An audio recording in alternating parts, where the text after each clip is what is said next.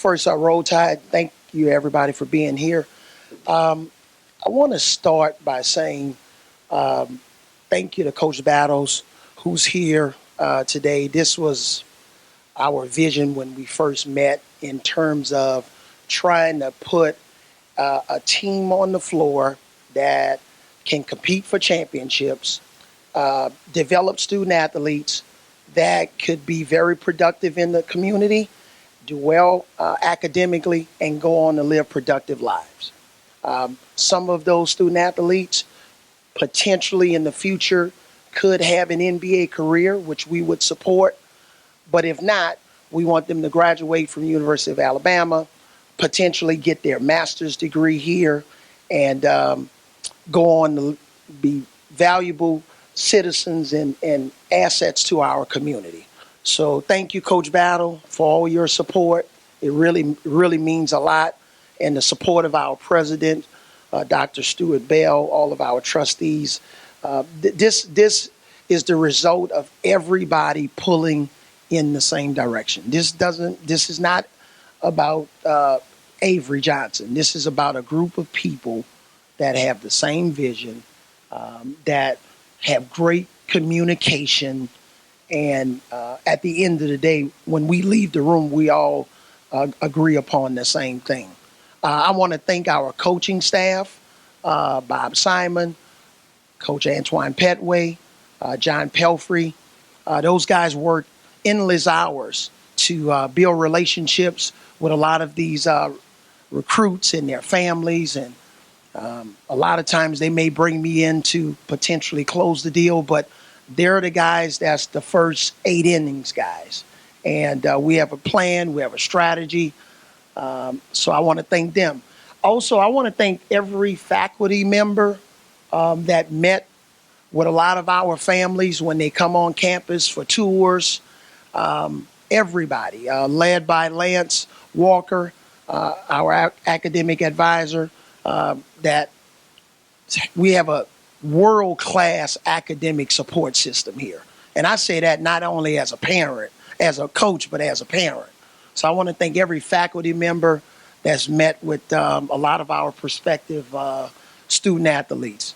Also, I want to thank Coach Saban. Coach Saban's been huge. I think he's met with 4 out of 5 of our 2017 recruits, and that's been very instrumental. He's embraced me and my family since day one, and that's continued. So I want to thank him and all of his staff for a meeting with our prospective student athletes. So this is a big day for University of Alabama basketball, not just with our game tonight, but with this 2017 class.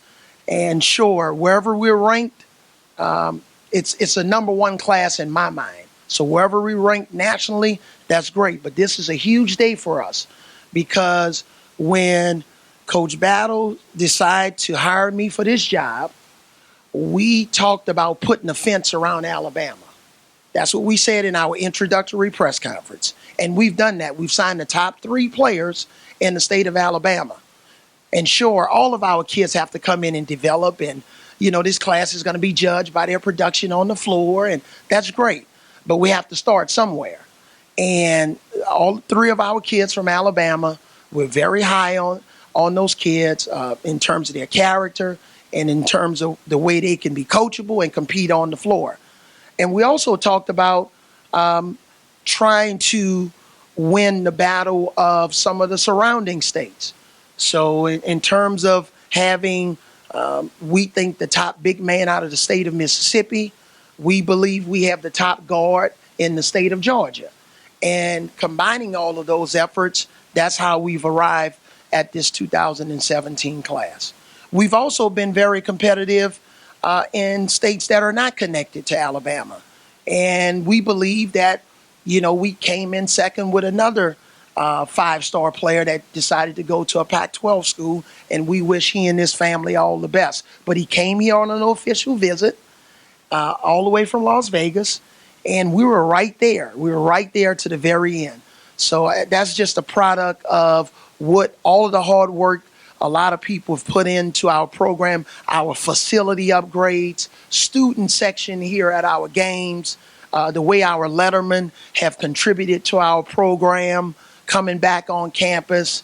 So it's just been a really collaborative, strategic effort on the part of a lot of people that have helped us get to this point. So I'll stop right there, open it up for questions.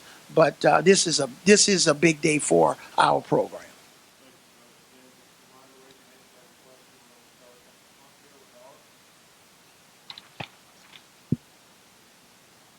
Avery, I just was hoping you would like put some context to this. I mean, one of the top classes ever in Alabama history. You know, a five-star guy in state. Just kind of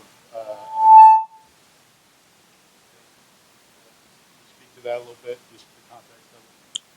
Yeah, I just think when you talk about some of the success that our great coaches have had here in the past, you know, we had guys like Bobby Lee Hurt, right, from the Huntsville area, come to Alabama, and one of our current players, Riley Norris, is from the Huntsville area. So now to have, John Petty from Huntsville decide to come to Alabama and not go to another school, that's huge for us. In the past, we've had, guys like Mo Williams and Derek McKee from Mississippi. So now we have Galen Spit, that decided to come to Alabama from Mississippi. And, we've had, great players like our friend Brian Pasnick from Georgia. But now Colin Sexton decided, okay, I want to come to Alabama. And let me remind people that, Colin Sexton really blew up last summer. But I just want to make sure everybody understands that I got hired here April 8th, and I'm almost positive that Colin Sexton came on campus June 21st. And that's when we identified him as an elite player when I don't think he was ranked in the top 200. But he came on our campus, and then he came to football games and tailgates, and I think it led to him being on our campus about 6 different times. So our relationship with him just didn't happen last night or a month ago. We've been building the relationship with he and his family for a long time. Just how important was it to sign a full class, in your opinion? I think it was huge because, in terms of what we talked about when we first got here, we didn't make any false promises that we were going to be an overnight sensation. We talked about building. We talked about developing. And I think when you're trying to develop and build, it's not a magic wand. I know we're in a microwave Twitter society, social media, but it's not overnight. If you want to build a sustainable product in any business, and we talk about the book Good to Great, which is one of our themes, it's about sustainability. And we think, a lot of our current players that are going to be returning next year, that's going to blend with this recruiting class, then we think we're going to have something special. But it's a process. It's a process. And we're going to be playing against teams in our conference and out of conference that's going to try to beat us. So we have to be ready. And we have to continue to grow it and get better on the floor. Guys got to develop great practice habits. None of our kids have played in the game yet. But we think in terms of our evaluation that they really project high moving forward. But they're going to have to put in the work.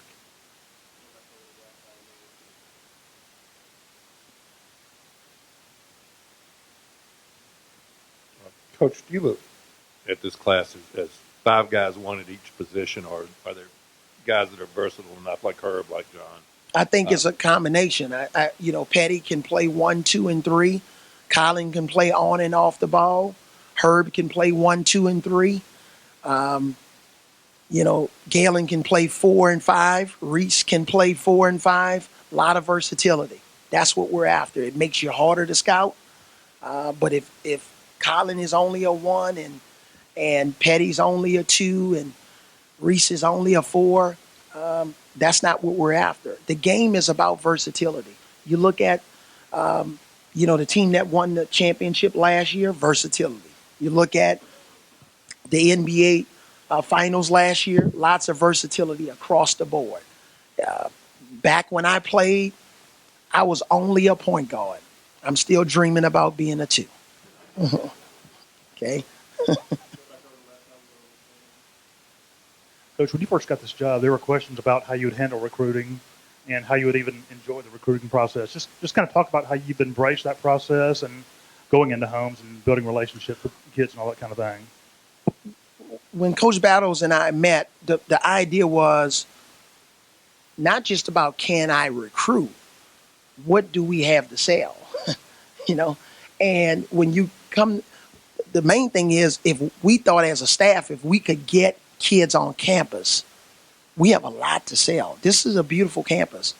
There's not a piece of grass that's out of order here. We got the best landscaping department, academics, social life. Look at all of our varsity sports. If you love sports, this is the place to be. So we have a lot to sell here. We travel first class. We have first class facilities. We have I think, a top-notch coaching staff to go along with my resume.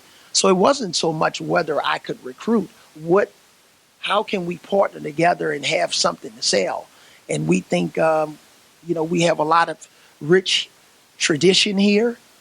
And now a lot of our players are coming back on campus, helping us to,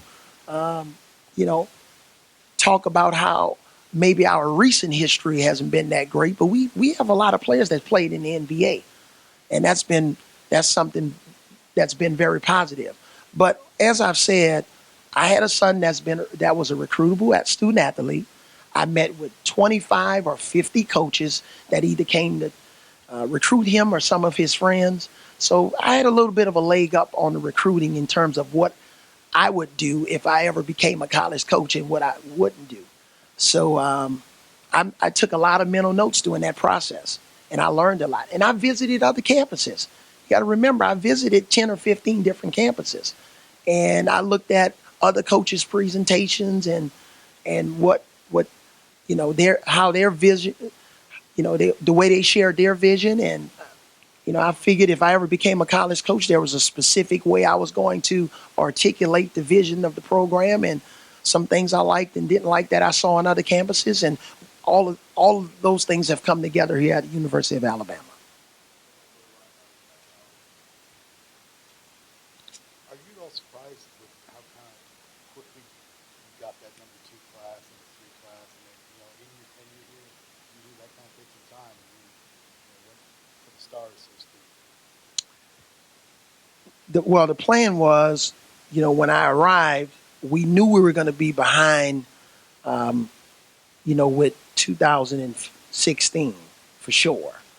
So the target was 15 and a little bit of 16, but the target was 17 was always the goal. So, who are the top players in 17? Not just on some draft board, okay, or some website. I need to see all of the top kids in 17. And then I need to find a couple of diamonds in the rough. I need to find some kids that maybe not are ranked, but after I watch video of them attend their AU or high school games, talk to their families, talk to the kids. As much as the kids are interviewing us and the families, I'm interviewing them. So after we did all of our research, we identified a pool of about 15 kids that we thought, we really wanted to go after very hard and make them a priority. And we knew we weren't going to get all of those kids, but we thought if we could get 5 out of the 15, that we would have a solid class. And fortunately, it worked out for us. Coach, how do you use this momentum for this season, and how much does it help just this early momentum from this class kind of set up this season? This is a relationship-driven business, and hopefully we will continue to have great relationships and build momentum with all of the great high school coaches, AU coaches, specifically in the state of Alabama and all of the surrounding states that's within what Coach Pelfrey likes to use the word footprint. Okay, so hopefully we'll continue to build a relationship with all those guys. Joel Floyd, who's Alex Reese's coach, and Robert Shannon, who was Herb Jones' AAU coach, and I can go on and on. Um, of course, Jack Doss, Petty's coach. So if we can continue to build that momentum with these coaches and take really good care of the players on and off the court, that's going to continue to build momentum and confidence that we can do the job. And those particular prospective student athletes, they don't need to go to other places. Also, I'm hoping that this is going to send a message to our current student body here on campus that we're serious about this and that our administration is serious about basketball. And I'm hoping that we'll get an uptick in terms of season ticket sales, our students coming to our games, getting here early, and being loud, rowdy, and proud at our games. Last year I think we recorded 5 sellouts. Hopefully we'll double that this year. So I'm hoping that momentum will continue to build great relationships with coaches and prospective student athletes, but also send a message with our current student body that we need your support. We need our season ticket supporters to attend games because we need bodies in the seat here at Coleman Coliseum, because it's a beautiful thing. It provides a lot of energy and support to our current team that are out there battling every minute to bring home a win.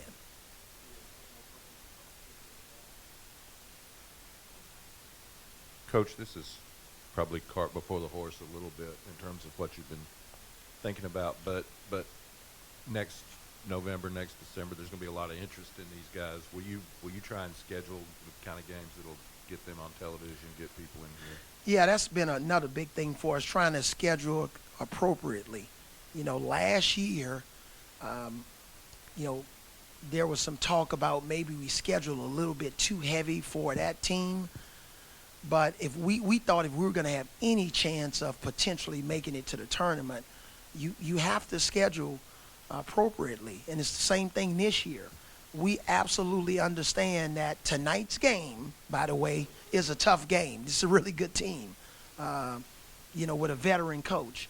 And, Dayton's coming in here Tuesday, enough said. And, going to Oregon and Texas and playing Clemson in Birmingham. But we still think the schedule is a solid schedule for this year's team. Now, next year's team, based on, where we are after this year, and, maybe we'll go a little bit heavier. We right now, we're in the process of talking about some games, and you'll hear more about it. But we're not going to schedule 10 top 15 teams, but we think we're going to have some competitive situations next year with our schedule, and we think next year's schedule is probably going to, non-conference schedule, is going to be a little bit tougher than this year's. And let me say one more thing, and that's why, we're in the process of talking about, you guys already know this, a foreign tour, because now we qualify for it. It's every 4 years. That's going to be important for us to go play 3 or 4 games in August. And that's why we've talked about, and I've talked to Coach about it, about maybe playing 2 exhibition games instead of playing a scrimmage and an exhibition. Because we think next year's team, we're going to need to get some games under our belt before the non-conference schedule starts. Since we haven't talked about it yet, can you give your evaluations of all 5 of the signees, just kind of where you see them, where their games are? I know you said they're versatile, but what do you see expected games? Galen Smith, high energy, big man, great hands. We think he's going to probably put on 25 pounds, when Lou Deneen finishes with him with our strength and conditioning department. But tough, hard-nosed, great rebounder. We obviously continue to need help in the area of rebounding. But a terrific rebounder, finishes around the basket well with both his left and right hand. And this is something Coach Pelfrey and I talk about a lot of times. When he walked in the door, his big thing was we got to get more big guys. We got to get more big guys. We did it at Florida. He had guys like Al Horford and Joakim Noah, and they turned out pretty good, right? So, he kept saying we got to get big guys, and that's why we went after Galen. Alex Reese, 6'10", 235 pounds. He has that bit high ceiling in terms of, being able to handle the ball as a big man, shoot threes, rebound, terrific post player. I've seen a guy like him before at the same age that I played with in the NBA. So we're excited about him. Herb Jones, I know some people may have Herb Jones floating between a 3 and a 4-star. All of our players are 5 stars, by the way, in my mind. Herb Jones is a lanky 6'7" kid. Obviously, he's got to put on some weight, but he can flat out play. He can shoot the ball, left-handed, unorthodox, great passer, decision maker. We think he has a high ceiling. John Petty, I think last night, 35 points, 5 threes. He's capable of doing that every night. 6'6", strong body, can really handle the ball, underrated passer, tough. You're going to hear me say that a lot about our recruits. Great court vision, can shoot the 3, can post up, solid free throw shooter, and all of our big guys are solid free throw shooters. Colin Sexton, he's a stud. He has that Kyrie Irving type of a game. 6'1", 6'2", good body, can do it all. Can shoot the 3. He has a knack for getting to the free throw line, which I like. He gets to the free throw. He shoots 88% from the free throw line. Doesn't miss his free throws. And very competitive. All of our guys are very competitive on the defensive end. So, Petty, Colin, Herb, Galen, and Reese, they're all very competitive. They can defend their positions. And one of the things also you guys got to keep in mind, this really doesn't complete our 2017 class. We have another young guy that's in our redshirt program, Daniel Giddings, who's 6'10" and a half. He's getting stronger, getting bigger, terrific shot blocker, rebounder, improving his ball handling skills, and he has 3 years left. So we're excited. So it's not just 5 guys. We have a 6th guy that's going to be a part of this class that's coming in. Okay? I just want to say one more thing. I want to thank all of our parents of our recruits. I want to thank Walter and Van Jones, Herb Jones' parents. I want to thank Brian and Rebecca Reese, Alex Reese's parents. I want to thank Darnell and Gia Sexton, Colin's parents. I want to thank Donna Shea and Clifton Smith, Galen's parents. And I want to thank Miss Regina Petty, John Petty's mom, for all of their support and trust in us. This is about trust. And they trust not only the University of Alabama and our coaching staff, but they trust Coach Avery. And we appreciate all of their support. Roll Tide. Thanks a lot.